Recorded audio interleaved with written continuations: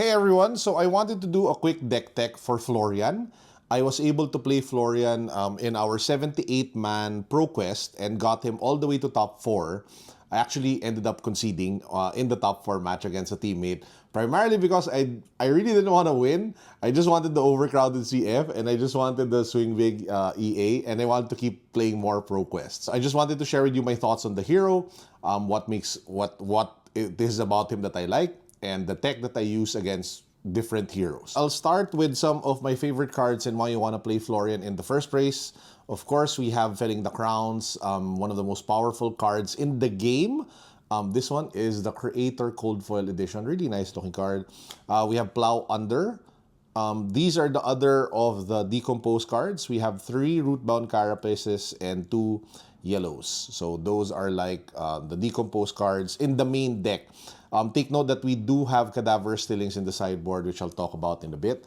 Apart from that, we have some of the other power cards, I guess. You have 3 Channel Mount Heroic. Some people run 1, some people run 0, some people run 3.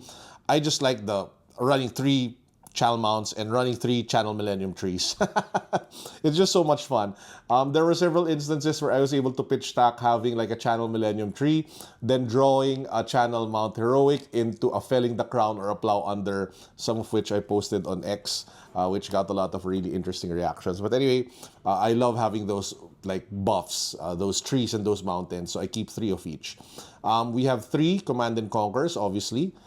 We have 3 Swarming Gloom Veils. I have Rune Rager Swarms and more Go Against in the sideboard, which you will see in a bit. My sideboard is very spicy, okay? We have Arcane Seeds in Life, 3 copies as well. When it comes to the blues, I run 24 to 25 in the main deck, but I do have more blues in the sideboard, which we can talk about in a bit. Now, Truce. I love Truce. Truce is so much fun if you draw it turn 0, and that's probably the only reason why I have it. It's really for that turn 0 high roll, and that's why we have 3. Well, first reason is I just like the high roll. The second reason is because I have the EA RF version, so I want to play the EA RF version. Speaking of EA RF version, I want EA RFs of Trot Along. I've not found one yet, but I will try to find the set. We have Condemned to Slaughter because a lot of heroes have been using auras more and more. So this is in the main deck, but you can swap it out with another blue block 3, which I'll talk about later in the sideboard. We have Autumn's Touch Blue, really nice card. It's an attack, it's a block 3, it's a blue. You can use it to trigger Face Purgatory together with a non-attack. I just love this card. We have Germinate, which was unbanned, obviously, which allows for you to be unfatigable, especially if you have Everbloom Life in the deck as well. I don't know if you guys have seen, but it was announced that the Cold Foil version of Everbloom Life will be available up for grabs during the upcoming skirmish season. We have 3 Canopy Shelters. This one you really try to want to pitch and activate only or block with only when Florian is already active as much as possible. And we have Fruits of the Forest, one of the hallmark cards, I guess, of Florian. So that is the main deck. Now we will go to the sideboard. Now for the sideboard, we have the first, more Def Reacts, which really come in against aggressive matchups such as KO, Cindra, several Warriors, and I really just like the addition of these D-Reacts. We have Shelter from the Storm, we have Sink Belows, and then, I put the 2 other yellow Rootbound Carapaces in the sideboard, in the main deck. Now, for the spicy part, now I know that one of the most difficult matchups is Gravy Bones, right?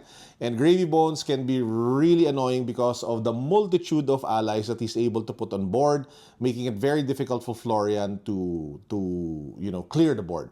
Now, right off the bat, I'll tell you, it is a very difficult, insanely hard, challenging matchup. And even though we have sideboard for them, I feel like a really good Gravy Bones player will reduce your chances of winning to like less than 5%.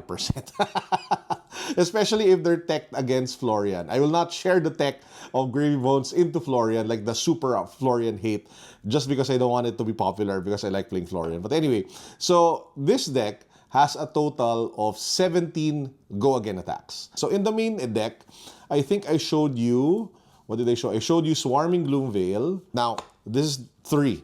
The next 2 are 2 overloads. So overload is if it hits, it has to dominate against go again. Now obviously if you attack an ally, then it's obviously automatically go again.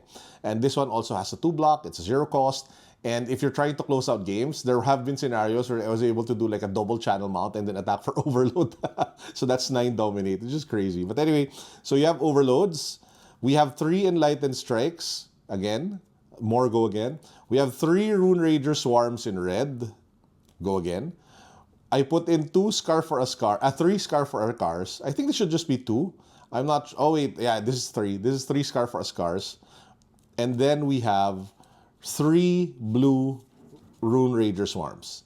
So that is a total of 3, 6, 9, 12, 15, 17. 17 go again attacks. I think, to be honest, this is overkill. This is way too much than what you would need.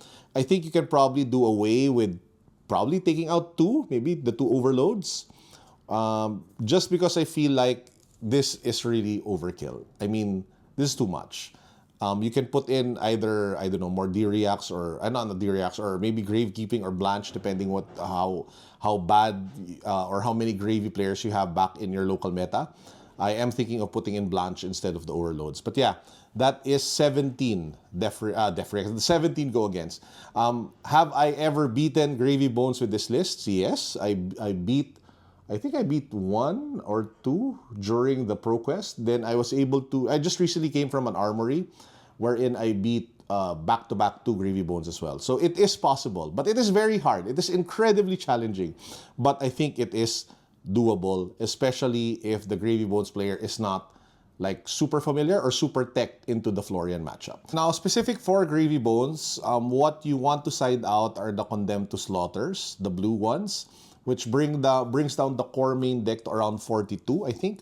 And then you just put in the entire Go Again package. Put in the 3 Swarming Blue Veils, you put in the 2 Overloads, the 3 Enlightened Strikes, the 3 Rune Raider Swarms, the 3 Scar for Scars, and then the 3 Blue Rune Raider Swarms, and then you put in the Cadaver Stillings, primarily because it's either a great closer or you need something to kill Whaler or Chums with. So this is really good.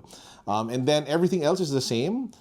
This is the core deck as I showed you guys earlier. You have the Truces, you have the Arcane Seeds in Life, the Command and Conquers, the Trees. You still need to put in the Carapaces, at least the red ones, because you need decompose cards. That is very important. There were several instances I tried already taking out all the root-bound Carapaces and just running 8 decompose, which is basically the Plow Unders, the Fellings, and the Cadaveros. It's not enough. It's just not enough. Your deck will not function unless you're lucky. So you need the additional decompose mechanic, and you get the best value for buck with root-bound, especially if you're blocking. So that is how the deck looks like. It is 61 cards. I know it is not ideal. I am thinking of either cutting away a Truce or maybe another card somewhere here just to be able to get it to 60. Or you can take out one of the go against, maybe a Scar for a Scar or the 2 Overloads, and then just put in 1 Blanche. So that is a way for you to be able to still stick it to 60. Now, how do you play against Gravy Bones using Florian? Generally, it's really a lot of blocking and just finding your spots where you're able to send attacks. The go against allow for you to clear multiple allies on board, which is great. And you just want to keep your life total as high as possible, enough for you to reach the point towards the end where you are online and you're able to generate the Rune Chants and the Reaping Blades, and you're able to block a little bit more because he's running out of allies, and you're able to send Cadaver Stillings. Regarding the equipment, I strongly recommend that you only use your armor when you are online, and that's why you still have a lot of decompose cards, especially Bark Skin.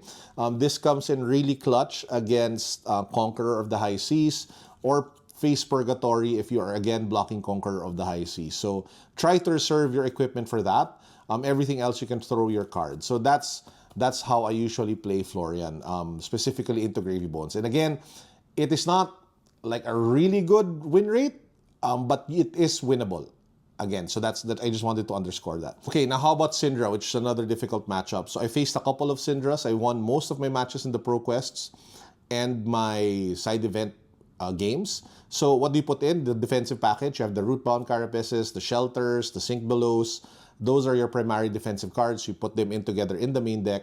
I have 2 Cadaverous Stillings because it is a great decompose card and swings back for 8. You arsenal this, you send it back after blocking a turn. Really great value. And they usually don't block it anyway. And then you have 2 Enlightened Strikes, again for the same reason that you can just swing back with it for 7. Those are like the sideboard cards. Now everything else in the main deck is pretty much the same. We have the Gloom Veils, the Fruits of the Forest. I mean, if you take a look at it, it really didn't change much. Now, the key cards that come out during Cindra that you want to see to be able to win, of course, you want to decompose early. So you want the Rootbound Carapaces and you want the Fellings. One lesson I learned is that if you have a Plow Under and you're sitting on it, don't sit on it. Just throw it. Just get the decompose. Get to 8 decomposed so you can turn Florian on as soon as possible to be able to generate those rune chants. I mean, literally just throw it even if it doesn't have an arsenal, just to decompose. That's the point. You need to get to 8 more than to trigger Plow Under, because more often than not, they don't keep arsenals anyway until they see 3 Plow Unders in your graveyard or 3 Plow Unders in your banished zone. So throw this, get the decompose. That is super critical and important. And how do you play against Cindra? Well, just deny them the mass triggers, block efficiently, block smartly, try to go for value, send back the E-Strikes after blocking, 3 cards, send back Plow Under, send back, Felling, which is the best case scenario, send back Cadaverous Stilling, send back, I don't know, a blue pitch just for Rune Chant and a swing of your Reaping Blade. That is super critical when it comes to fighting Cindra. Almost all my matches were very close, except for one, where I really just got started off to a really strong start. I was the aggressive player more than the Cindra, just because I was able to pick up Channel of the Millennium Tree early and just leaking incredible damage. But yeah, so that's kind of like how I fight Cindra. Now, there are several other matchup guides as well as sideboard guides, which you guys can find in the link down below. My deck list is there, my Fabry list is there. You guys can check it out, play it, test it to your heart's content. Sideboard, all for free, no Metify, libre. Just buy it. Just buy it. Just use it and enjoy it. And let me know any suggestions that you guys have on how to improve on the deck. So yeah, that's our Florian deck tech. I hope you guys enjoyed. I hope you learned something. If you guys want more content like this, please do consider subscribing if you have not subscribed yet. It helps out a lot. Like really, it helps a ton. One, in encouraging me to keep on doing stuff like this. And number 2, it just helps out the channel so that we're able to keep playing Fab and keep creating content for you all. So that's it. I hope you guys enjoyed this video. Don't forget to subscribe. I appreciate all of you. Thank you. Peace. God bless. Boom.